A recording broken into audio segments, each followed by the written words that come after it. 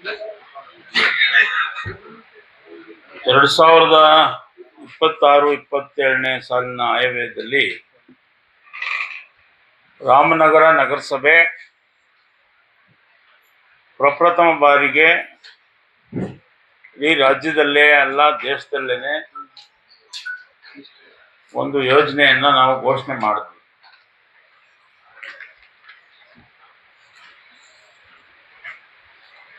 ಸುಮಾರು ಅಂದಾಜು 17,000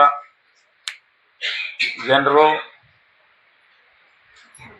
ರಾಮನಗರ ನಗರಸಭೆ ವ್ಯಾಪ್ತಿಯಲ್ಲಿನ ಅಸಂಘಟಿತ ಕಾರ್ಮಿಕರಾದಂಥ ಆಟೋ ಚಾಲಕರು, ವಿಲೇಜರ್ ಕಾರ್ಮಿಕರು, ಇತರೆ ವಾಹನಗಳ ಕಾರ್ ಚಾಲಕರು, ಇತರೆ ವಾಹನ ಲಾರಿ ಚಾಲಕರಾಗಲಿ, ಗಾರೆ ಕೆಲಸದವರು, ಕಾರ್ಪೆಂಟ್ರು, ಕೂಲಿ ಕೆಲಸದವರು, ಹೋಟ್ಲ್ ಕೆಲಸಗಾರರು, ಅಂಗಡಿಗಳಲ್ಲಿ ಕೆಲಸ ಮಾಡೋರು, ಬೀದಿ ಬದಿ ವ್ಯಾಪಾರಸ್ಥರು, ಸ್ವಸಹಾಯ ಗುಂಪಿನ ಸದಸ್ಯರು, ಬಿದಿರು ಕೆಲಸಗಾರರು, ಚಿಂದೆ ಆಯುವವರು, ಕುಶಲಕರ್ಮಿಗಳು, ಸವಿತಾ ಸಮಾಜದ ವೃತ್ತಿ ನಿರತರು, ಮಡಿವಾಳರು, ಅಕ್ಸಾಲಿಗರು, ಪೇಂಟಿಂಗ್ ಕೆಲಸಗಾರರು, ಕಟ್ಟಡ ಕಾರ್ಮಿಕರು, ಪ್ಲಂಬರ್ಸು, ಟೈಲರಿಂಗ್ ವೃತ್ತಿ ನಿರತರು ಇತ್ಯಾದಿ ಕಸಬುಗಳನ್ನು ಮಾಡ್ತಾ ಇರ್ತಕ್ಕಂಥವ್ರಿಗೆ ನಾವು ಕೆಲವು ವಿಮೆ ಯೋಜನೆಗಳನ್ನು ಪ್ರಾರಂಭ ಮಾಡಲು ಅನುದಾನವನ್ನು ನಿಗದಿಪಡಿಸಿದ್ದೇವೆ. ಅದರಲ್ಲಿ ಏನಪ್ಪಾ ಅಂದ್ರೆ ಫಲಾನುಭವಿಗಳು ಕಡ್ಡಾಯವಾಗಿ ರಾಮನಗರ ನಗರಸಭೆಯ ವ್ಯಾಪ್ತಿಯಲ್ಲಿ ವಾಸ ಮಾಡ್ತಾ ಇರಬೇಕು. ಪ್ರಾರಂಭಿಕ ವಿಮಾ ವಂತಿಕೆಯನ್ನ ನಗರಸಭೆಯಿಂದ ಕೊಡಲಾಗ್ತದೆ. ಕೆಲವು 1 ರಿಂದ 3 ವರ್ಷಗಳು ಅವನ್ನ ನಾವು ಕಟ್ತೀವಿ ನಗರಸಭೆಯವರು. ಅದಾದ್ಮೇಲೆ ಅವ್ರಿಗೆ ಇದರ ಒಂದು ಪ್ರಯೋಜನಗಳನ್ನ ತಿಳಿಸಿ ಮುಂದಿನ ದಿನಗಳಲ್ಲಿ ಅವರು ಇದನ್ನ ಮುಂದುವರ್ಸ್ಕೊಂಡು ಹೋಗ್ಬೇಕು ಅನ್ನೋದು ನಮ್ಮ ಉದ್ದೇಶ.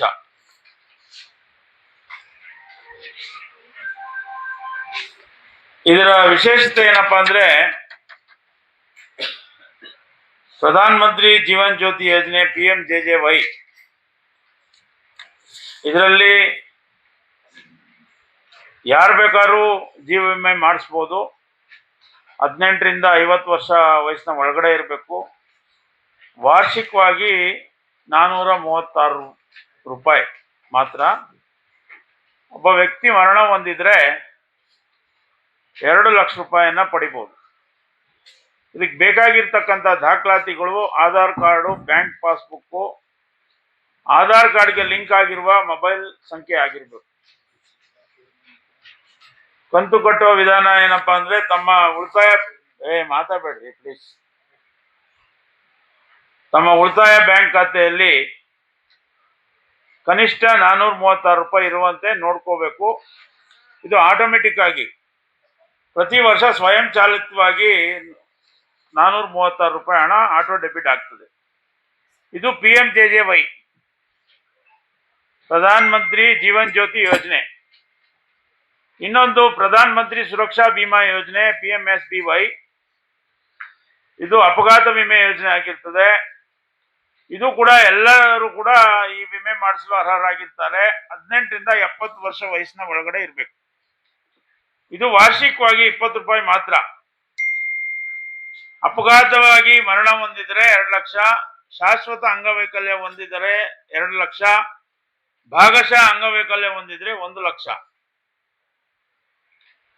ಇದಕ್ಕೆ ಸಲ್ಲಿಸಬೇಕಾದ ದಾಖಲಾತಿಗಳು ಆಧಾರ್ ಕಾರ್ಡು, ಬ್ಯಾಂಕ್ ಪಾಸ್ಬುಕ್ ಮತ್ತು ಆಧಾರ್ ಕಾರ್ಡ್ಗೆ ಲಿಂಕ್ ಆಗಿರ್ತಕ್ಕಂಥ ಮೊಬೈಲ್ ನಂಬರ್.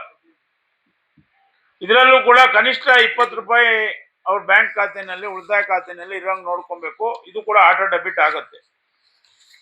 ಮತ್ತೆ ಪ್ರಧಾನ ಮಂತ್ರಿ ಶ್ರಮಯೋಗಿ ಮಾನ್ಧನ್ PMYM ದೇಶದ ಅಸಂಘಟಿತ ವಲಯ ಕಾರ್ಮಿಕರಿಗೆ ಪಿಂಚಣಿ ಯೋಜನೆ.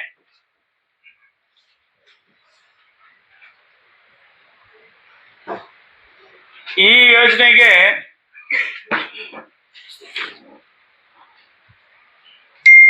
ಒಳಪಡುವ ಕಾರ್ಮಿಕರು ಅಸಂಘಟಿತ ವಲಯದ ಕಾರ್ಮಿಕರಾಗಿರ್ಬೇಕು. ಮತ್ತೆ 18 ರಿಂದ 40 ವರ್ಷಗಳಾಗಿರ್ಬೇಕು. ಮಾಸಿಕ ಆದಾಯ 15,000ಕ್ಕಿಂತ ಕಡಿಮೆ ಇರಬೇಕು. ಅವರು ಆದಾಯ ತೆರಿಗೆ, ESI, PF, NPS ಯೋಜನೆ ವ್ಯಾಪ್ತಿಗೆ ಒಳಪಟ್ಟಿರಬಾರ್ದು. ಬ್ಯಾಂಕ್ ಉಳಿತಾಯ ಖಾತೆ ಮತ್ತು ಆಧಾರ್ ಸಂಖ್ಯೆ ಹೊಂದಿರಬೇಕು. ಹೀಗಾಗಿ ಈ ಫಲಾನುಭವಿಗಳನ್ನ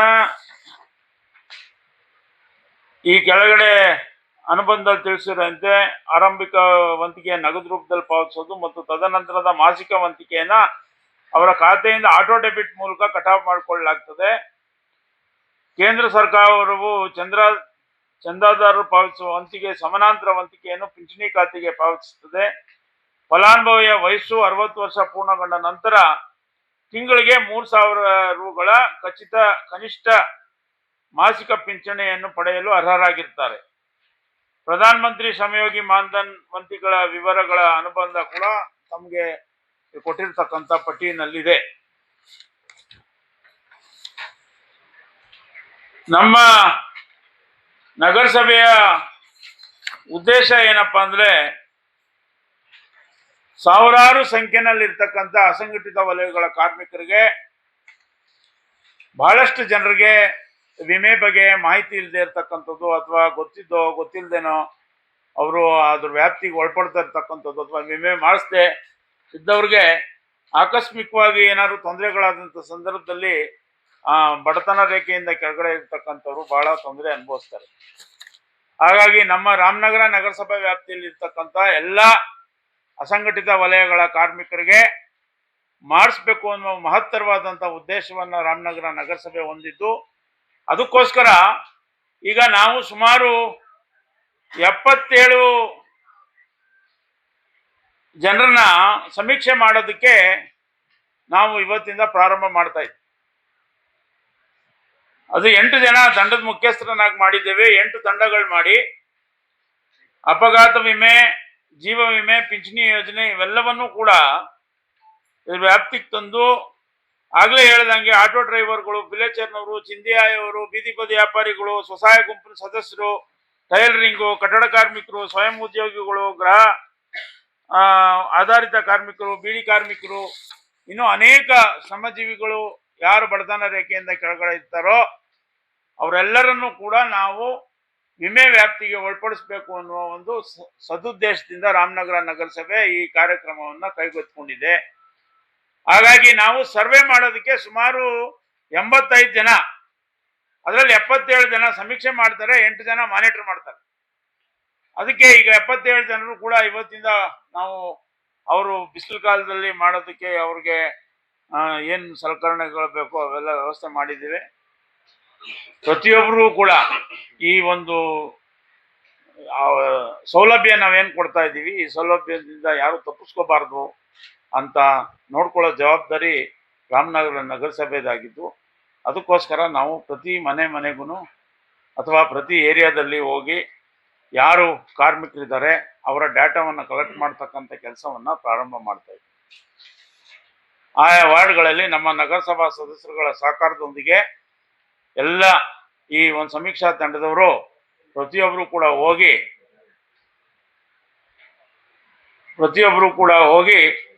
ಈ ಒಂದು ಡಾಟಾವನ್ನು ಕಲೆಕ್ಟ್ ಮಾಡ್ತಕ್ಕಂಥ ಕೆಲಸವನ್ನ ಮಾಡ್ತಾರೆ. ಸಾರ್ವಜನಿಕರು ಕೂಡ ವಿಶೇಷವಾಗಿ ಆಟೋ ಡ್ರೈವರ್ಗಳು ಅಥವಾ ಯಾರು ಅಸಂಘಟಿತ ವಲಯಗಳ ಕಾರ್ಮಿಕರಿದ್ದಾರೆ ಅವರೆಲ್ಲರೂ ಕೂಡ ಈ ಸ್ಕೀಮ್ ವ್ಯಾಪ್ತಿಗೆ ಬರೋದಕ್ಕೆ ನಮ್ಮ ಸಿಬ್ಬಂದಿಗೆ ಸಹಕಾರವನ್ನು ಕೊಡಬೇಕು. ಅದನ್ನು ತಮ್ಮ ಮುಖಾಂತರ ನಾನು ಮನವಿ ಮಾಡ್ತಾ ಇದ್ದೇನೆ. ಇದು ಮುಖ್ಯ ಉದ್ದೇಶ. ಈ ನಿಟ್ಟಿನಲ್ಲಿ ಇಡೀ ರಾಮನಗರದ ಶ್ರಮಜೀವಿಗಳೇನಿದ್ದಾರೆ ಅವರೆಲ್ಲರಿಗೂ ಕೂಡ ಅವರ ಕಷ್ಟಕಾಲದಲ್ಲಿ ಈ ಒಂದು ಸ್ಕೀಮ್ಸ್ನ ಅಡಿನಲ್ಲಿ ಬರ್ತಕ್ಕಂಥ ಸೌಲಭ್ಯಗಳನ್ನು ಪಡೀಲಿ. ಮತ್ತೆ 60 ವರ್ಷ ಅವ್ರು ಕಂಟಿನ್ಯೂ ಮಾಡ್ಕೊಂಡು ಹೋದ್ರೆ 3,000 ರೂಪಾಯಿ ಪೆನ್ಷನ್ ಕೂಡ ಬರ್ತದೆ. ಹಾಗಾಗಿ ಇಂಥ ಒಂದು ಒಳ್ಳೆಯ ಸ್ಕೀಮ್ಗಳ ಪ್ರಯೋಜನವನ್ನು ಪಡ್ಕೊಳ್ಳಿ, ಎಲ್ಲರೂ ಕೂಡ ಇನ್ಶೂರ್ ಆಗಲಿ ಅನ್ನೋ ಉದ್ದೇಶದಿಂದ ಈ ಒಂದು ದೊಡ್ಡ ಕಾರ್ಯಕ್ರಮವನ್ನು ನಮ್ಮ ರಾಮನಗರ ನಗರಸಭೆ ಹಮ್ಮಿಕೊಂಡಿದೆ. ಅದಕ್ಕೆ ಸಾರ್ವಜನಿಕರು ಸಹಕಾರ ಕೊಡಬೇಕು ಅಂತೇಳಿ ತಮ್ಮ ಮೂಲಕ ಅತ್ಯಂತ ಕಳಕಳಿಯಿಂದ ಮನವಿಯನ್ನು ಮಾಡ್ತೇನೆ.